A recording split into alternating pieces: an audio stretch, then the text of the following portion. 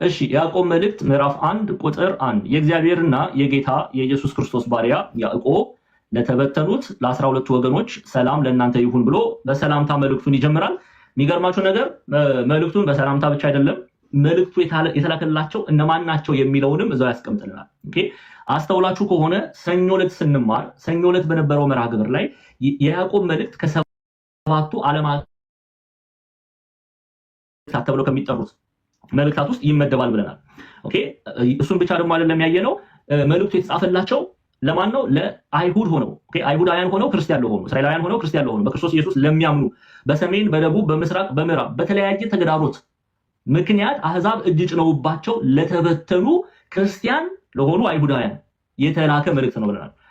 ሁለተኛው ዩኒቨርሳል ዓለም አቀፋዊ ኩላዊ የሆነ መልእክት ስለሆነም ደግሞ ካቶሊክ ሌተር ይሉታል። ለካቶሊክ ሌተር መባሉ ምን ማለት ነው የሚለውን መቼም እናንተ የተማራችሁ ስለሆነ ግራ አይላችሁም። ካቶሊክ ማለት ዩኒቨርሳል ማለት ነው፣ ዓለም አቀፋዊ ማለት ዓለም አቀፋዊ መልእክት ነው ብላ ቤተክርስቲያን ትቀበላለች። ምን ማለት ነው? ለአንድ ለተወሰኑ ሰዎች ብቻ የተጻፈ አይደለም፣ ለሁላችንም መልእክቱ ሁላችንንም የሚነካ መልእክት ነው። ኦኬ ግን ቅድም ሰኞ ዕለትም እንዳየነው ቅድም አሁን በገጸ ንባቡ ላይ እንዳነበብ ነው መልእክቱ የተላከው ምንድነው? ለእስራኤላውያን ሆነው ክርስቲያን ለሆኑ በክርስቶስ ኢየሱስ ለሚያምኑ ክርስቲያኖች ኦኬ የተላከ መልእክት ነው። እሺ ለእነርሱ ብቻ ግን ብለን እንዳናስብ ዩኒቨርሳል ኤፒስትል ነው፣ ካቶሊክ ሌተር ነው ማለትም ዓለም አቀፋዊ መልእክት ነው። እናንተንም ይነካል። አይ ይሄ በስጋ እስራኤላውያን ለሆኑ ክርስቲያኖች ብቻ ነው ብለን እንዳናልፍ ለሁላችንም የተላከ መልእክት ነው። ኦኬ ለሁላችንም የተላከ መልእክት ነው። ይሄንን እንድናቅ ያስፈልጋል። ግን ያዕቆብ ገና መልእክቱን ሲጀምር ይሄን ግልጽ አድርጎ ነው የሚጀምረው። ኦኬ በመጽሐፍ ቅዱስ ላይ ያዕቆብ ተብሎ የተጠሩ ሰዎች እንዳሉ አይተናል በዝርዝር ሰኞ ዕለት። የጌታ ወንድም ተብሎ የሚጠራው ያዕቆብ አብሮ በማደጉ ምክንያት የጌታ ወንድም እየተባለ የሚጠራው ያዕቆብ እንደሆነ መልእክቱን የጻፈው ተምረናል። ወደኋላ አልመለስም፣ መቼም ወደኋላ ተመለስ እንደማትሉ፣ ምክንያቱም እዛ ላይ በጣም ጊዜ ወስደን ያየ ነው። ኦኬ ይሄ ያዕቆብ ማን ነው የሚለውን ዛሬ ራሱ መልእክቱን የሚልከው ማን ነው የሚለውን ይገልጽልናል። ከዛ በኋላ ለማን መልእክቱን ይልካል የሚለውን ደግሞ እዛው ላይ ያስቀምጥልናል። የማን ባሪያም እንደሆነ ደግሞ ይነግረናል። ስለዚህ ምን አለ? የእግዚአብሔር የጌታ ኢየሱስ ክርስቶስ ባሪያ ያዕቆብ ለተበተኑት ለ12 ወገኖች ሰላም ለእናንተ ይሁን ብሎ መልእክቱን ይጀምራል። ይሄ አፖስቶሊክ ግሪቲንግስ ይባላል፣ ሐዋርያዊ ሰላምታ ነው። መጽሐፍ ቅዱስ ላይ ቅዱስ ጳውሎስን በመልእክቱ ላይ እንዲህ አይነት ሰላምታን በማቅረብ መልእክቱን ይጀምራል። ወደ ዋናው ሐሳብ ከመግባታቸው በፊት ሐዋርያት ሰላምታ ያቀርባሉ። አፖስቶሊክ ግሪቲንግስ ላይ ሐዋርያዊ ሰላምታ ተብሎ ይጠራል። ልክ ያዕቆብ ልክ መልእክቱን ምልክ ሲጀምር ብሎ ራሱን ይጠራል፣ ባሪያ ብሎ ይጠራል። በነገራችን ላይ ባሪያ ብሎ መጥራቱ ምን ማለት ነው? አገልጋይ መሆኑን ነው የሚገልጸው። አገልጋይ የማን አገልጋይ አለ? ከፍ አድርጊው። የጌታ የኢየሱስ ክርስቶስ ባሪያ ኖ ቁጥር 1 ላይ ነው ይልኝ ፌናዬ፣ ቆይ ወደ ላይ ቁጥር 1 ላይ እኔ ሂጂ ስልሽ ብቻ ትቻለሽ። ተባረኪ። የእግዚአብሔርና የጌታ የኢየሱስ ክርስቶስ ባሪያ ያዕቆብ ለተበተኑት ለ12 ወገኖች ሰላም ለእናንተ ሁኑ።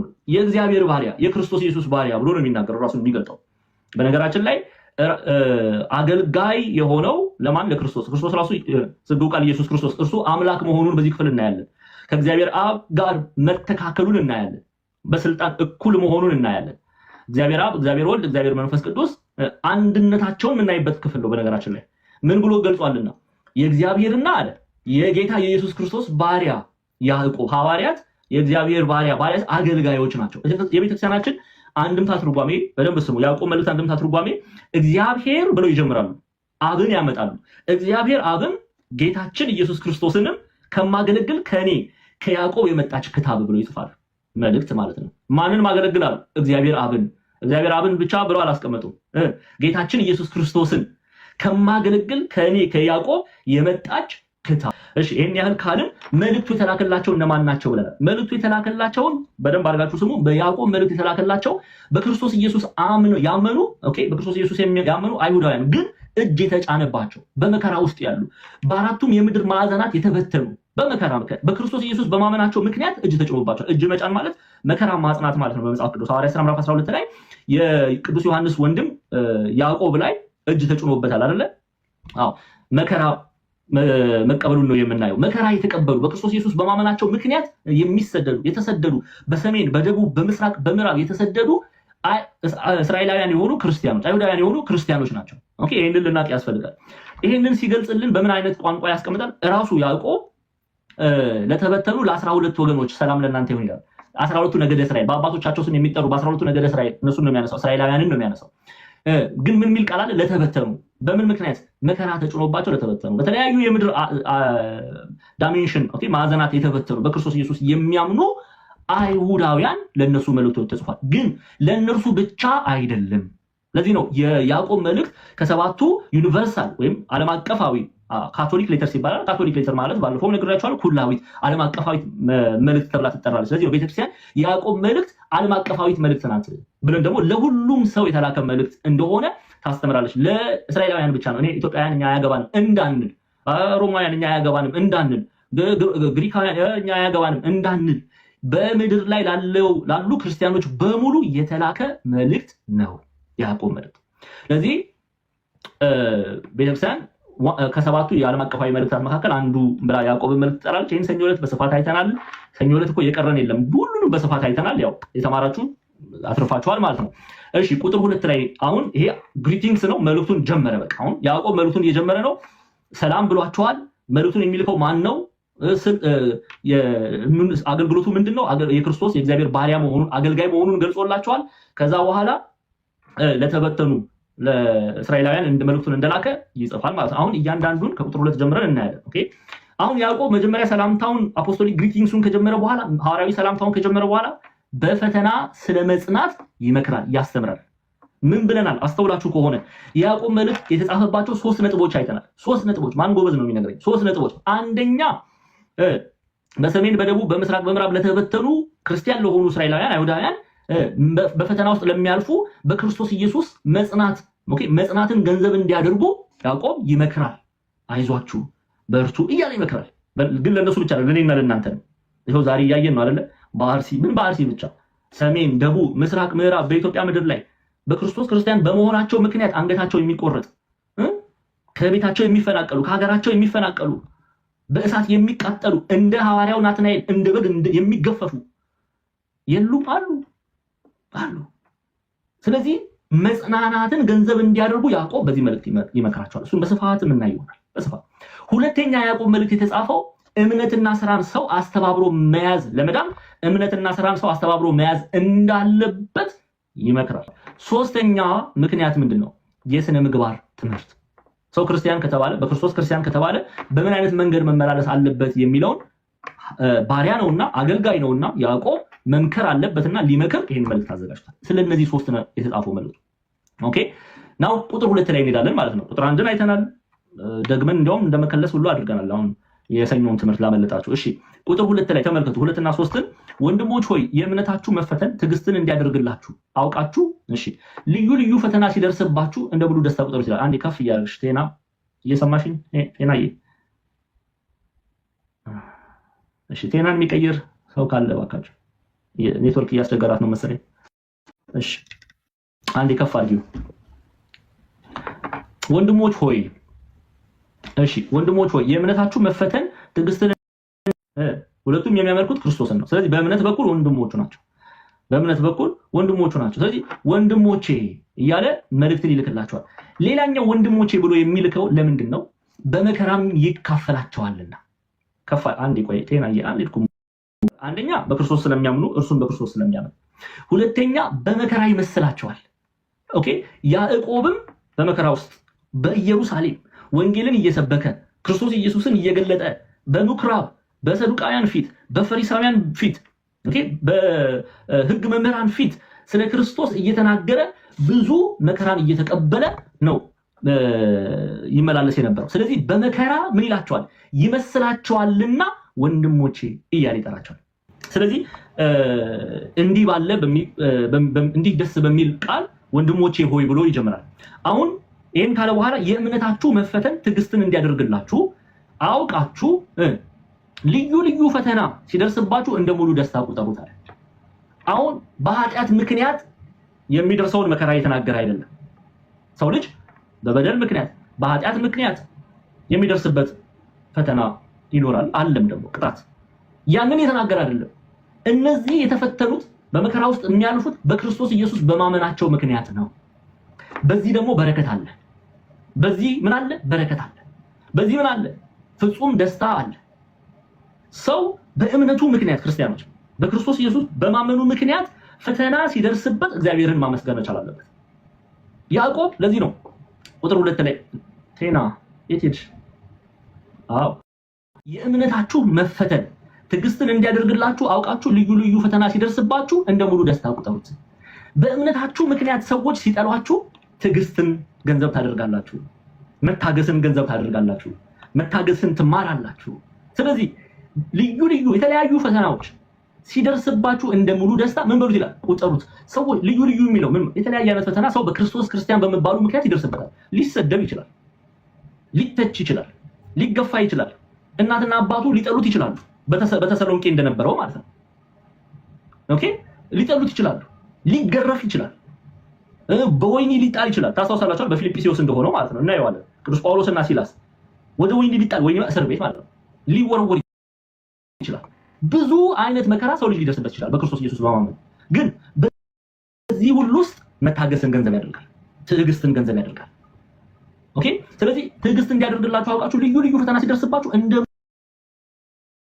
ሙሉ ደስታ ቁጠሩት ይላል። ይሄንን አልተማርንም ከጳውሎስ፣ ይሄንን አልተማርንም ከሲላስ። ቅዱስ ያዕቆብም በተለያዩ ፈተና ውስጥ ብታልፉም በፈተና ውስጥ ማለፋችሁ ምንን ይሰጣችኋል አለ? ትዕግስትን ገንዘብ እንድታደርጉ ያደርጋል። ያዕቆብ መልእክት ምዕራፍ 1 ላይ ተመለሽልኝ።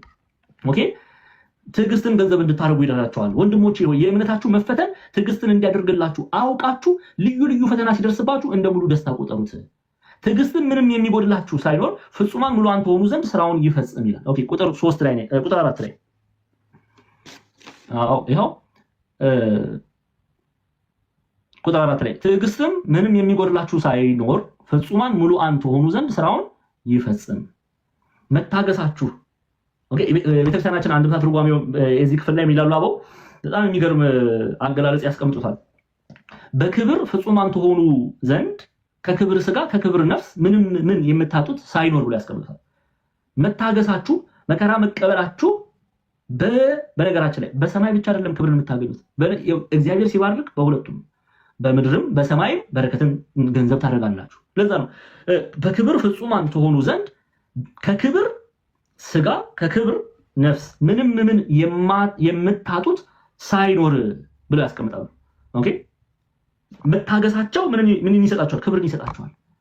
ታግሳቸዋልና ስለ ስሜ ምን ብላቸዋል? መስክራቸዋልና ታግሳቸዋልና ብሎ ከእግዚአብሔር ዘንድ የሚያገኙት ክብር አለ። ትዕግስትም ምንም የሚጎድላችሁ ሳይኖር ፍጹማን ሙሉአን ትሆኑ ዘንድ ስራውን ይፈጽም። እግዚአብሔር አምላክ በእናንተ ላይ እንዲነግስ ፍቀዱለት። ኦኬ የእግዚአብሔር ሐሳብ በእናንተ ላይ እንዲፈጸም ፍቀዱለት። ያም በጎ ነው ይላል መጽሐፍ ቅዱስ። በጎ የሆነው ሐሳብ፣ መልካም የሆነው ሐሳብ፣ ከእግዚአብሔር የሆነው ሐሳብ መንግስቱን እንድትወርሱ ኑ የአባቴ ብሩካን ዓለም ከተፈጠረ ጊዜ ጀምሮ የተዘጋጀላችሁን የእግዚአብሔር መንግስት ወረሱ የሚለው ያ መልካሙ ቃል በእናንተ እንዲፈጸም ለማን አሜን በሉ? ለእግዚአብሔር ቃል አሜን በሉ። ለእግዚአብሔር ቃል አሜን በሉ። ቁጥር 6 ላይ ይቀጥላል። ይሄን በደንብ ያብራራል ያዕቆብ እንዲህ ይላል፣ ነገር ግን በምንም ሳይጠራጠር በእምነት ይለምን። የሚጠራጠር ሰው በነፋስ የተገፋና የተነቃነቀን የባህር ማዕበል ይመስላል። አሁን ደግሞ ስለመጠራጠር ይነግራል። ቁጥር 5 እና 6 ይቅርታ 5 ላንብብና 5 እና 6 አንድ ላይ አብረን እናየዋለን። ከእናንተ ግን አንዴ ከፍ አድርጊዋ እንዴ ሃምብሌትድ ቁጥር 5 ዛሬ ቆይ እናንተ ትሬኒንግ መሰጠት አለባችሁ። ቆይ ትሬናል ለመለሳት እናንተ ግን ማንም ጥበብ ቢጎድለው ሳይነቅፍ በልግስና ለሁሉ የሚሰጠው እግዚአብሔርን ይለምን ለእርሱም ይሰጠዋል። አሁን መጀመሪያ በመጽናትን ካስተማራቸው ደግሞ በኋላ በረከት ከማን ነው የሚገኘው የሚለውን ደግሞ ይነግራቸዋል ያዕቆብ። ኦኬ በረከት የሚገኘው ከማን ነው? ከእግዚአብሔር ዘንድ ነው። አሁን በመካከላችሁ ጥበብ የጎደለው ሰው ቢኖር ከማን ይለምን አለ? ከእግዚአብሔር ይለምን። ያው ተመልከቱ፣ ከእናንተ ማንም ጥበብ ቢጎድለው ሳይነቅፍ በልግስና ለሁሉ የሚሰጠው እግዚአብሔር ይለምን ለእርሱም ይሰጠዋል። ማንን ነው ጥበብ ቢጎድለን? ኦኬ መንፈሳዊ ጥበብ፣ ሰማያዊ የሆነውን ጥበብ፣ ኦኬ እግዚአብሔርን የማወቅ ጥበብ ከማን ነው ገንዘብ ማድረግ ያለብን? ከእግዚአብሔር ዘንድ ነው። ከእግዚአብሔር ዘንድ ነው። እግዚአብሔርን ይለምን። ጸሎትን ገንዘብ ማድረግ እንዳለበት ያዕቆብ ይመክራል። መጸለይ። ለምሳሌ ሐዋርያት ጥበብን ከማን ነው ያገኙት? ከማን ነው ያገኙት ጥበብን? ከክርስቶስ ከኢየሱስ ክርስቶስ። አስረጅ ላቅርብላችሁ። የሉቃስ ወንጌል ምዕራፍ 24 ቁጥር 45 ያዕቆብም የሚነግረን ይሄንን ነው። ያዕቆብ መልእክት ምዕራፍ 1 ቁጥር 5 ላይ ነው ይልኝ። ያዕቆብ ላይ ነው ይልኝ። ይሄው ከእናንተ ግን ማንም ጥበብ ቢጎድለው ሳይነቅፍ በልግስና ለሁሉ የሚሰጠው እግዚአብሔርን ይለምን ለእርሱ ምን ይሰጠዋል። ስለዚህ የበረከት የመልስ ምንጭ እግዚአብሔር አምላክ ነው። ሐዋርያት አይምሯቸው ተከፈተ። የከፈተላቸው ማን ነው? ክርስቶስ ኢየሱስ። በየትኛውም እዚህ ጋር ጥበብ ሊሆን በየትኛውም መልኩ ለምናቀርበው ጸሎት አማናዊውን መልስ የሚመልሰው እግዚአብሔር አምላክ ነው። ቁጥር 6 ላይ ነው ይልኝ። ነገር ግን አለ ስሙ አሁን ያዕቆብ ነገር ግን በምንም ሳይጠራጠር በእምነት ይለምን። የሚጠራጠር ሰው በነፋስ የተገፋና የተነቃነቀ የባህርን ማዕበል ይመስላል። አሁን ደግሞ በእምነት ሆኖ መጸለይ ያው ያለ ጥርጥር። አንዳንድ ሰው እንደው ሌላ ቦታ አባክኖ ይመጣል ወደ እግዚአብሔር። ከዛ በኋላ ይሰጠኝ ይሆንን ብሎ ነው የሚጸልየው። ይሄ እምነት መጉደልን ነው የሚያሳየው። እንደዚህ ተብሎ እግዚአብሔር አምላክ ይሰጠኛል ብሎ ነው መጸለይ። ባይሰጠኝም ለኔ ይሄ ያሰብኩት ነገር ለኔ የማይጠቅም ስለሆነ ከልክሎኛል፣ የተሻለ ነገር አዘጋጅቶልኛል ብሎ ማሰብን ገንዘብ ማድረግ አለብን ክርስቲያኖች እንጂ በጥርጣሬ ሆነን በእግዚአብሔር ፊት በጸሎት መቆም የለብን። እግዚአብሔር የሚጠራጠር ልብን አይወድም፣ ይጠላል። ያንን ግብሩን ይጠላል። በእግዚአብሔር ላይ ሙሉ እምነት ሊኖረን ያስፈልጋል። በእግዚአብሔር ላይ የሚጠራጠር ሰው ያዕቆብ ምን አለ? በእግዚአብሔር ላይ የሚጠራጠር ሰው ንፋስ በግራ በቀኝ እንደሚመላለሰው ይመስላል። ምንድነው ያለው ቃል በቃል? ነገር ግን በምንም ሳይጠራጠር በእምነት ይለምን ካለ በኋላ የሚጠራጠር ሰው በነፋስ የተገፋና የተነቃነቀ የባህር ማዕበልን ይመስላል። በግራም የባህር ማዕበልን አይታችኋል። ወደዛም ይላል ወደዚህም ይላል። ያዕቆብ ምዕራፍ 1 ቁጥር 7 ቴና ያዕቆብ ምዕራፍ 1 ቁጥር 7 አይታይም መምህር? እሺ አሁን ይሁን። ሁለት ሐሳብ አላለው። ከፍ አድርገው አንዴ ቁጥር 6ን ነው እስቲ ሜክ ሹር ከቨር ማድረጋችን። ኦኬ ቁጥር 7 ላይ ነው ይልኝ። እሺ ሁለት ሐሳብ ላለው በመንገዱም ሁሉ ለሚወላውል ለዚያ ሰው ከጌታ ዘንድ አንዳች እንዲያገኝ አይምሰለው አለ። በቃ ይሄ ግልጽ ነው፣ ምንም ማብራሪያ አያስፈልገውም። ሁለት ሐሳብ ያለው ሰው በእግዚአብሔር ላይ የማይመካ በገንዘቡም የሚመካ በጎረቤቱ የሚመካ በአጎቱ የሚመካ በአክስቱ የሚመካ አለ እኮ እንደዚህ የሚመካ በሌላ ነገር የሚመካ ከእግዚአብሔር ውጪ እርሱ አንዳች ነገር አያገኝም ማለት ያውቁ። በልባችን ላይ ልናነግስ የሚያስፈልገው ይኸው አንድና አንድ ብቻ ነው፣ እርሱም ኢየሱስ ክርስቶስ። በቃ ጌታ ልናደርግ የተገባው እርሱን ነው። ልንገዛለት የተገባው ለክርስቶስ ነው። እዛው ያዕቆብ ደግሞ ይደግመዋል። ምዕራፍ 4 ቁጥር 3 ላይም ይደግመዋል ይሄንን ቃል። አንዴ ያዕቆብ ምዕራፍ 4 ቁጥር 3ን ክፈችልኝ። ይኸው እዚህ እንዴው አንዴ ነው የተናገረው ድንገት ካልን ማለት ነው። ደግሞ ይለዋል የመልእክቱን ኃያልነት ሲገልጽ ማለት ነው። ይኸው የመልእክቱን ኃያልነት ሲገልጽ ምዕራፍ 4 ቁጥር 3 ይኸው ስሙ። ይኸው ትለምናላችሁ በምኞቶቻችሁም ትከፈሉ ዘንድ በክፉ ትለምናላችሁና አትቀበሉም ይላል። እንደርስበታለን ቁጥር 4 ላይ ጠንከር ያለ ቃላቶች አሉት ያዕቆብ። እኔ ያዕቆብ መልእክትና ቆሮንቶስ ይመሳሰሉብኛል። ትንሽ ዱላ አለው፣ እንቀምሳለን። እኔም እናንተም እንገረፋለን በእግዚአብሔር ቃል። ቁጥር 8 እና 10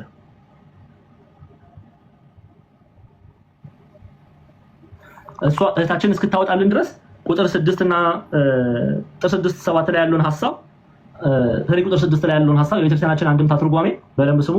ለዚያ ሰው ለሚወላውል ሰው ኦኬ እምነቱ ፍጹም ላልሆነ ሰው ፍቅርን እውነትን ከፍቅር ጋር ላልያዘ ሰው ይላሉ። ኦኬ አቦ በትርጓሜያችን ላይ ለዚያ ሰው ከእግዚአብሔር ዘንድ ምን የሚያገኝ አይምሰለው፣ አንድም እንዳያገኝ ይወቅ፣ አገኛለሁ አይበል ብሎ አስቀምጠው። አገኛለሁ እንኳን አይበል፣ የሚያገኘው ነገር ምንም የለም ብሎ በትርጓሜያችን ላይ ያስቀምጣሉና ያን ሰው አንምሰል፣ የሚወላውል ሰው አንሁን። ኦኬ በእምነታችን እንጽና፣ ክርስቶስ ኢየሱስን እንመልከት። ኦኬ ያንን የሚያደርግ ሰው በረከትን ከእግዚአብሔር ዘንድ ይቀበላል። እሺ ቁጥር 8 9 10 አንድ ይከፋል ውስጥ ከቨር ያመለጠን ምንም የለም አይደለ? አንዳንድ ጊዜ እኮ ስለዚህ ሁለት ሐሳብ ላለው በመንገዱም ሁሉ ለሚወላውል ለዚያ ሰው ከጌታ ዘንድ አንዳች እንዲያገኝ አይምሰለው ካለ በኋላ ቅዱስ ያዕቆብ 9 እና 10 ላይ የተዋረደው ወንድም ግን በከፍታው ባለጠጋም በውርደቱ ይመካ፣ እንደ ሳር አበባ ያልፋልና። አሁን አበባ ብሎ የሚጠራው የክፉ ሰዎችን መመካት ነው። ለምሳሌ ክፉ ሰዎች ዓለማውያን ሰዎች በምን ይመካሉ? በገንዘብ ይመካሉ። ያንን ገንዘቡን አበባ ብሎ ይጠራዋል። አሁን ያስረዳል ለምን በአበባ መሰለው የሚለውን እዛው ቁጥር 11 ላይ ያስረዳል። አሁን አብራችሁን ትኩረት ሰጥታችሁ ስሙ። አንድ ባለጠጋ ሰው የተዋረደ ወንድም ግን በከፍታው ባለጠጋም በውርደቱ ይመካ። ኦኬ ባለጠጋም በውርደቱ ይመካ፣ እንደ ሳር አበባ ያልፋልና ይላል። አሁን እዚህ ጋር በደንብ ስሙ። 9 10 11 አበባ ብሎ የሚያነሳው ቆይ አንዴ እሺ ስሙ። አንድ ተርጓሚውን እናያለን። ገጸ ንባቡን እንስማ። የተዋረደው ወንድም ግን በከፍታው ባለጠጋም በውርደቱ ይመካ፣ ኦኬ እንደ ሳር አበባ ያልፋልና ይላል። አሁን እዚህ ጋር ያዕቆብ አበባ ብሎ የሚናገረው ምንድነው? የሚያልፍን ነገር ነው። ለምሳሌ ባለጠጋ የሆነ ሰው በእግዚአብሔር የማይመካ ሰው የሚመካቸው ነገሮች ምንድነው? አንደኛ ገንዘብ፣ ሰው በገንዘቡ ይመካል። ሀብት፣ በንብረቱም ሌሎች ሰዎች በሰውም የሚመካ አለ። በነገራችን የለም አለ በሰው የሚመካ አለ አይደል? በዘመዱም ይመካ አለ። ትንሽ ደግሞ ወደ ሌላ ነገር እንዳትወስዱት ፖለቲካ እንዳታርጉት። በምድራዊ ነገስታት የሚመካ አለ የለም አለ። ሌላ ምን እንጨምር? በልጆቹ የሚመካ አለ። እኔ እኮ ልጄ እንደዚህ አይነት ደረጃ ላይ ነው ያለው ብሎ የሚመካ አለ። በዙፋናው በስልጣን ትክክላቸው አይ እነዚህ ሁሉ ነገር ግን አለ ያዕቆብ የምንመካባቸው ነገሮች እንደ ሳር አበባ ያልፋልና፣ እንደ አበባ ያልፋል። ሲታይ መጀመሪያ ያማረ የመሰለን ነገር ያልፋል። በነገራችን በእግዚአብሔርም የምንመካ መከራውም ያልፋል። አሁን መከራው ምን ይላል? የጻፈላቸው በመከራ እያለፉ ነው አይደለ? ስለዚህ እናንተም አሁን እሳቱን የምታዩት ሰይፉን የምታዩት እናንተን የሚያሳድዷችሁ ሰይፍ የሚመዙባችሁ እሳት የሚመዙባችሁ እነሱ ራሱ እናንተ በእግዚአብሔር እስከተመካችሁ ድረስ እነርሱ ምን ይላሉ?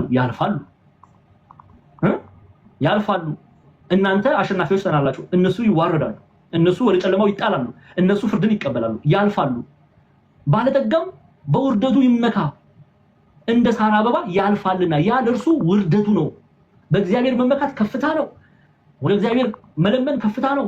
ምድራዊ የሆነውን ቁሳዊ የሆነውን ሀብት፣ ጦር፣ ኃይል፣ መሳሪያ እነዚህ ላይ መመካት ደግሞ ውርደት ነው። ለምን? እንደ ሳር አበባ ያልፋሉ።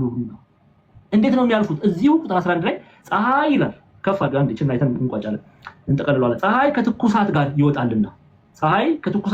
ይወጣልና ሳርንም ያጠወልጋልና አበባውን ይረግፋልና የመልኩም ውበት ይጠፋልና እንዲሁ ደግሞ ባለጠጋው በመንገዱ ይዝላል ይላል። ስለዚህ የምትመኩበት ነገር ውርደት ነው። ሰው ከእግዚአብሔር ውጪ የሚመካ ከሆነ ውርደት ነው። እንዲህ ላሉ ኢትዮጵያን በትርጓሜያችን ላይ ከዚህም ባለጸጋና ድሃው በወንጌል አምነዋል። ድሃው ቀድሞ ባለጸጋው ሲመጣ ይነሳለት ሲሄድ ይሸኘው ይከተለው ይፈታለት ይታጠቅለት የነበረ በወንጌል አንድ ከሆነ ብሎ ተቀምጦ የሚያየው ሆኗል። ባለጸጋውም አይቶ አሁን ድሃ ለእግዚአብሔር ምን ተውለት ይላል። እሺ ጥሬ እሬቱን ጭራሮ መብራቱን ቀድሞም ይሄው ዛሬም ይሄው ብሏል። ድሃውም ይሄን ሰምቶ በወንጌል ካመኑ በኋላ ድሃ ተብሎ መሰደብ አለን ብሎ አዝኗል። ለዚህ ያመጣል። ድሃው ወንድማችን ከከብቱ በመራቁ ደስ ይበለው። ኦኬ መመካቱን ያደረገው በወንጌል ስለሆነ፣ መመካቱን ያደረገው በምድራዊ ሀብት ስላልሆነ የሚመካ በእግዚአብሔር ይመካ። በእግዚአብሔር የሚመካ በምድራዊም ቢሆን ባለጠጋ የሆነ ኦኬ በእግዚአብሔር የሚመካ ምን ይላል? ከፍ ይላል፣ በረከትን ይበላል፣ ከፍ ያለው ማዕረግን ያገኛል። በእግዚአብሔር የሚመካ ግን ደግሞ በእግዚአብሔር የማይመካ ደግሞ ኦኬ ባለጠጋ የሆነ በምድራዊ ሀብት ገንዘብ ያለው ሰው፣ ምድራዊ ሀብትን ገንዘብ የሚያደርግ ሰው፣ በምድር ላይ የሚኖር ሰው ሀብቱን፣ ገንዘቡን፣ ከብቱን፣ ንብረቱን፣ ብሩን በእነዚህ ነገር ላይ የሚመካ ደግሞ እርሱ ምን ይላል? ይዋረዳል። ለምን? መመካት ያደረገው ምድራዊ ቁሳዊ የሆነ ነገር ነው። ለዚህ ይላሉ ኢትዮጵያ ሊቃውንት ባለጸጋ ግን ከከብት ባለመራቁ እንዳይመካ። የሚመካ በእግዚአብሔር ነው መመካት ያለበት። በእግዚአብሔር የሚመካ ሰው በረከትን ያገኛል። ይሄን ደግሞ ከማን ነው የምንማረው? እግዚአብሔር አምላክ ትዕቢተኞችን በልባቸው ሐሳብ ምን ብሏል ብላለች እመቤታችን ሉቃስ 1:52 ላይ በትኗቸዋል አይደለ? እግዚአብሔር አምላክ በምንመካበትን እርሱን ትተን የምንመካበትን ነገር እግዚአብሔር አምላክ እኛንም ያ የምንመካበትን ነገር ያጠፋል፣ ይቀጣል። የምንመካው በእግዚአብሔር መመካት መሆን እንዳለበት ሲገልጽልን ማለት ነው። ለዛ እዛው ያዕቆብ ላይ ቁጥር 11 ላይ ከፍ አድርጊው አንዴ ይሄው ፀሐይ ከትኩሳት ጋር ይወጣልና ሳርንም ያጠወልጋልና አበባም ይረግፋልና የመልካም ውበት ይጠፋልና እንዲሁ ደግሞ ባለጠጋው በመንገዱ ይዝላል ይላል። አበው በትርጓሜያችን ለምን ይላሉ? ባለጠጋም በስራው ሁሉ እንዲሁ ይጠፋል። ኦኬ ስለዚህ መመካት ያለብን በማን ነው? በክርስቶስ። እህቶች አንዳንድ እህቶች እኮ አሉ በመልካቸው የሚመኩ እኮ አሉ። አንተ ብትሄድ ሌላ ሰው ይመጣ የለ እንዴ ለድሜ ለመልክ የሚሉ ሰዎች አሉ የሉ? እህቶች በመልካቸው መስታወት የማይለይ ለነገሩ አሁን ሴትና ወንዱን መለየት አይቻልም። ወንድም ከመስታወት አይጠፋም። የዘንድሮ ወንድ እዛው መስታወት ላይ ተገትሮ ነው የሚለው። መልኩን ሲመለከት ሲያደንቅ ትስቅ ያልሻል ትትና እንዲያው ቅንድቤን እዚች ጋር ባረጋት እዚች ጋር አፍንጫዬን ባሰራ ምናምን የሚል ሰው አለ። በመልኩ የሚመካ ሰው አለ። ግን መልክ ሁሉ ነገር ምንድነው? ጠፊ ነው፣ በስባሽ ነው፣ ወዳሚ ነው። የሚመካ በእግዚአብሔር ይመካ፣ በእግዚአብሔር የሚመካ ግን እርሱ ከፍ ይላል፣ እርሱ በረከትን ያገኛል። ኦኬ ከዛ መከራን ታግሶ ኦኬ የሚቀበላት ሰው ንዑድ ክቡር ነው። ቁጥር 12 ላይ በፈተና የሚጸና ሰው የተባረከ ነው፣ ከተፈተነም በኋላ ለሚወዱት ተስፋ ስለርሱ የሰጣቸውን የሕይወት አክሊል ይቀበላልና። ከማን ዘንድ? ከእግዚአብሔር ዘንድ። ስለዚህ ቅዱስ ያዕቆብ ይሄንን ሁሉ ከዘረዘረ በኋላ ኦኬ የሚያሳድዷቸውን ተመልክተው እምነታቸውን እንዳይጥሉ በእግዚአብሔር እንዲመኩ ከመከራቸው በኋላ የሚያገኙትን አክሊል ይነግራቸዋል። በፈተና የሚጸና ሰው የተባረከ ነው፣ ከተፈተነ በኋላ ለሚወዱት ተስፋ ስለርሱ የሰጣቸውን የሕይወት አክሊል ይቀበላልና ክብርን ያገኛል ማለት ነው። ይከብር አክሊል የሚለው ክብር ምን አይነት ክብር? እስቲ ይሄንን አይተን ትምህርታችንን እንቋጫለን የዛሬውን ማለት ነው። የማቴዎስ ወንጌል ምዕራፍ 25 ከቁጥር 34 ጀምሮ እንመልከት። ማቴዎስ 25:34 ቴናዬ ማቴዎስ 25:34 ይሄው በቃ ንጉሱን በቀኙ ያሉትን እንዲላቸዋል፣ እናንተ የአባቴ ብሩካን ዓለም ከተፈጠረ ጊዜ ጀምሮ የተዘጋጀላችሁን መንግስት ውረሱ። እሺ 35 ላይ ነው። ተርቤ አብልታችሁኛልና፣ ተጠምቼ አጠጣችሁኛል፣ እንግዳ ሆኜ ተቀበላችሁኛል፣ ታርዤ አልብሳችሁኛል፣ ታምሜ ጠይቃችሁኛል፣ ታስሬ ወደ እኔ መጥታችኋልና ይላቸዋል። እሺ 37 ላይ ነው። ከዛስ ጻድቃንም መልሰው ይሉታል፣ ጌታ ሆይ ተርበህ አይተን መቼ አበላንስ? ወይስ ተጠምተህ አይተን መቼ አጠጣን? እንግዳ ሆነስ አይተን መቼ ተቀበልን? ወይስ ታርዘህ አይተን መቼ አለበስንህ? ይሉታል። እርሱም ወይስ ታመህ ወይስ ታስረህ አይተን መቼ ወደ አንተ መጣን? ንጉሱ የሚለው ክርስቶስ ነው። እውነት እላችኋለሁ ከሁሉ ከሚያንሱት ከነዚህ ወንድሞች ለአንዱ እንኳን ስላደረጋችሁት ለኔ እንዳደረጋችሁት ይላቸዋል። በዚያን ጊዜ በግራው ያሉትን ደግሞ ይላቸዋል፣ እናንተ እርጉማን ለሰይጣን ለመላእክቱ ተዘጋጀ ወደ ዘላለም እሳት ከእኔ ሂዱ። ምን ስላደረጋችሁ? እውነትን ይዘው እውነትን ከፍቅር ጋር ስላልያዙ ማለት ነው። ፍቅር የተባለ አይተናል ቅድም በዮሐንስ ወንጌል ምዕራፍ 4 ቁጥር 19 እና 20 ላይ ተርቤ አላበላችሁኝም፣ ተጠምቼ አላጠጣችሁኝም፣ እንግዳ ሆኜ አልተቀበላችሁኝም፣ ታርዤ አላለበሳችሁኝም፣ ታምሜ ታስሬ አልጠየቃችሁኝም። እነርሱ ደግሞ ይመልሱና ጌታ ሆይ ተርበህ ወይስ ተጠምተህ ወይስ እንግዳ ሆነ ወይስ ታርዘህ ወይስ ታመህ ወይስ ታስረህ መቼ አይተን አላገለገልህም? ይሉታል። ያን ጊዜ እውነት እላችኋለሁ ከሁሉ ከሚያንሱት ከነዚህ ለአንዱ ስላላደረጋችሁት ለኔ ደግሞ ስላላደረጋችሁት ብሎ ይመልስላችኋል። እነዚያም ወደ ዘላለም ቅጣት፣ ጻድቃን ግን ወደ ዘላለም ሕይወት ይሄዳሉ። ለዚህ ነው በፈተና የሚጸና መከራ ታግሶ የሚቀበላት ሰው ንዑድ ክቡር ነው የሚሉት። አቡ የሚጸና ሰው የተባረከ ነው፣ ብሩክ ነው። ለምን? የሕይወት አክሊልን ይቀናጃል። ኦኬ እግዚአብሔር ከክርስቶስ ጋር ይኖራል። አማናዊ ሙሽራ ሆኖ ይኖራል። የክርስቶስ ሚስት ይሆናል። ቃል በቃል ራዕይ ዮሐንስ ምዕራፍ 19 ላይ እንዳየነው አይደለ? ራዕይ ዮሐንስ ምዕራፍ 19 ላይ አንዴ እሱን እንመልከት ሐሳቡን ለማስፋት። ራዕይ ዮሐንስ ምዕራፍ 19 ክፈቱልኝ ቁጥር 7 ላይ ማለት ነው። የበጉ ሰርግ ስለደረሰ ይላል። ያው ቁጥር 7 ላይ የበጉ ሰርግ ስለደረሰ ሚስቱም ራሷን ስላዘጋጀች ደስ ይበለን፣ ሐሴት እናድርግ፣ ክብርንም ለእርሱ እናቅርብ። በምን አድርጋ ነው ያዘጋጀችው ቢሉ እዛው ይመልሳል። ቁጥር 8 ላይ ያጌጠና የተጣራ ቀጭን የተልባ እግር ልብስ እንድትጎናጸፍ ተሰጥቷታል። ቀጭኑ የተልባ እግር የቅዱሳን ጽድቅ ስራ ነውና ይላል። ታያችሁ አይደለ? ስለዚህ ቅዱስ ያዕቆብ ይሄንን በረከት ትበላላችሁ ታገሱ እያለ በሰሜን ደቡብ ምስራቅ ምዕራብ ለተበተኑ በክርስቶስ ኢየሱስ ለሚያምኑ አይሁዳውያን እንዲጠነክሩ እምነታቸውን እንዳይጥሉ መከራ በዛብን ብለው እንዳይጥሉ እንዲታመኑ። አላውያን ነገስታት በነገስቶቻቸው ይታመናሉ፣ በጦሮቻቸው ይታመናሉ፣ በሰይፋቸው ይታመናሉ፣ በንብረታቸው በሀብታቸው ይታመናሉ። እናንተ ግን ይሄ ውድቀት ነው፣ ይሄ ውርደት ነው። እናንተ ግን መታመን ያለባችሁ በእግዚአብሔር ነው። በእግዚአብሔር ከታመናችሁ የድል አክሊልን ትቀናጃላችሁ እያለ ያጽናናቸዋል ማለት ነው። ዛሬ ያየነው ክፍል ይሄንን ነው። እንግዲህ እኛም ሁላችንም በእግዚአብሔር ታምነን በክርስቶስ ታምነን በተለያዩ መከራ ውስጥ ብናልፍም ክርስቶስ ከመከራው እንደሚያወጣን የድል አክሊል እንደሚያቀናጀን እያሰብን እምነታችንን ጠብቀን በእግዚአብሔር ቃል እንድንመላለስ እግዚአብሔር አምላክ በያዕቆብ መልእክት ዛሬ ምዕራፍ 1 እስከ ቁጥር 11 ያለውን እስከ ቁጥር 12 ያለውን ክፍል አስተምሮናል። እንግዲህ ከቁጥር 13 እስከ ፍጻሜ ሰኞ ዕለት እንጨርሳለን ማለት ነው። ምዕራፍ 1 እንጨርሰን ከዛ ወደ ምዕራፍ 2 እንሄዳለን ማለት ነው። ስለዚህ አማናዊ ሙሽሮች የክርስቶስ ሚስት ተብለን እንድንጠራ፣ ሚስት ማለት ባል ከሚስት እንደማይለይ ክርስቶስን ከአማናዊቷ ቤተክርስቲያን ፈጽሞ እንደማይለይ ለመግለጽ የተገለጠ ቃል ነውና አማናዊ ሆነን እውነተኞች ሆነን እንድንመላለስ እግዚአብሔር ይርዳን። ያስተማረን የገሰጸን የቅዱሳን አባቶቻችን አምላክ ጌታችን አምላካችን አባታችን መድኃኒታችን ኢየሱስ ክርስቶስ ስሙ ከአጥናፍ እስከ አጥናፍ የከበረ የተመሰገነ ይሁን። እጅጉን የምንወዳት እናታችን ቅድስት ድንግል ማርያም ጸሎቷ ምልጃዋ ከኔና ከእናንተ ጋር ይሁን።